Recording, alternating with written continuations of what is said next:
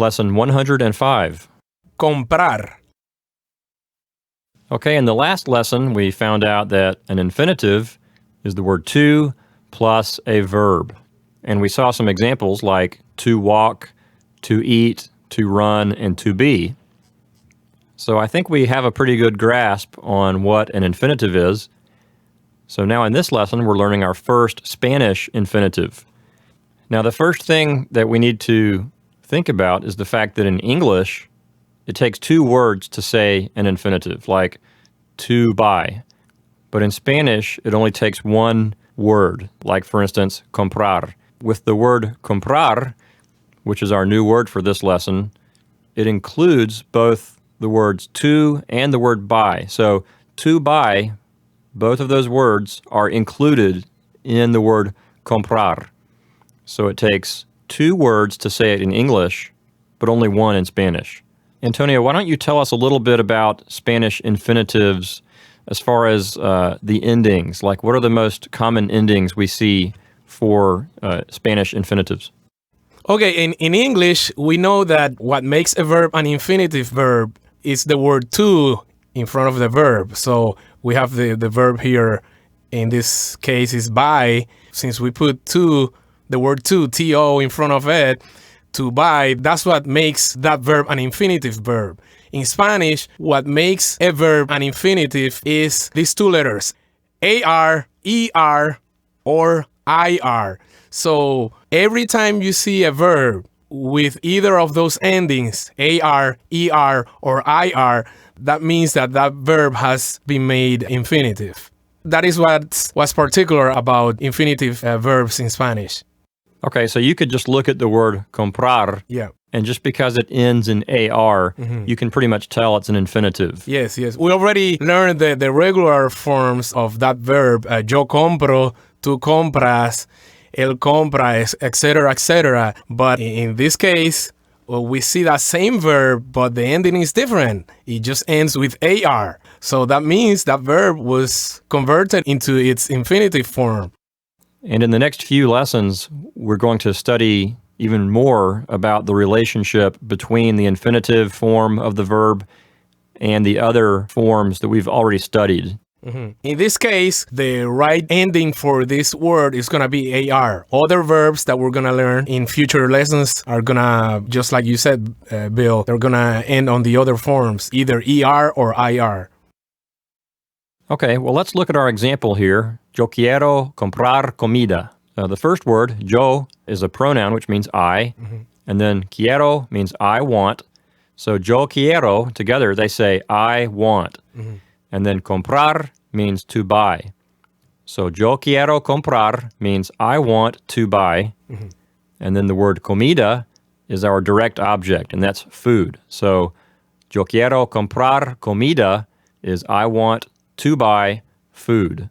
It's very common to see a regular verb or irregular verb followed by an infinitive verb. In this case, that regular verb is quiero, yo quiero, I want, followed by the infinitive, to buy, comprar. Because we say things like that all the time. We say, I want to go, I want to buy, I want to leave, I want to eat, I want to do this or that.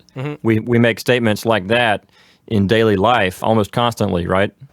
That's correct. So we'll see this type of construction a lot in future lessons. Okay, let's take a look at our exercises. In number 1, yo quiero means I want. Comprar is the infinitive, and that means to buy. And un carro means a car. So number 1 will say, I want to buy a car. In number 2, ellos quieren means they want. Comprar is the infinitive, and that means to buy. And comida means food. So they want to buy food. In number 3, nosotros no queremos means we do not want. Comprar is the infinitive, and that means to buy. And un gato means a cat. So number 3 says, we do not want to buy a cat. In number 4, we have sort of a compound sentence. In the first part of the sentence, we have él va, that means he goes. A la tienda means to the store.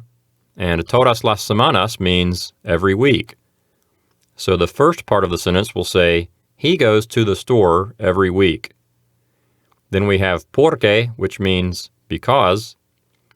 Quiere is the third-person singular form of the verb yo quiero. So in this sentence, that will refer back to the él, the masculine subject of the sentence. So in our translation, we will insert the word he here. In the Spanish sentence, it's not necessary to repeat the word él because that would be redundant. The listener already knows that you are talking about the person that the él is referring to. So there's no need to repeat the pronoun, but in our English translation, we will insert the word he here. Comprar is the infinitive, and that means to buy, and comida means food. So number 4 altogether will say, he goes to the store every week because he wants to buy food.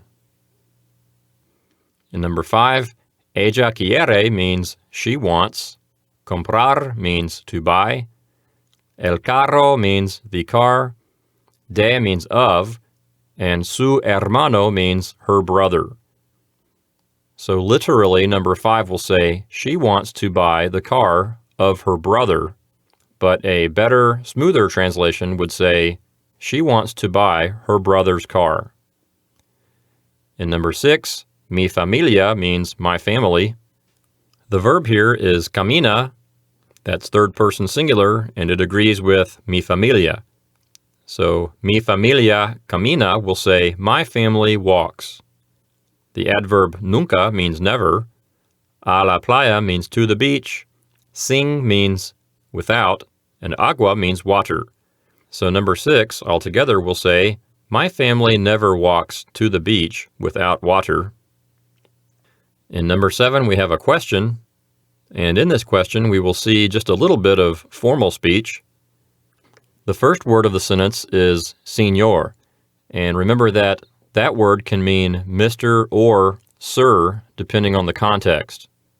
Here, we're using the word señor as a name by which to call out to someone. So we do not need the definite article, and we'll translate it into English as sir.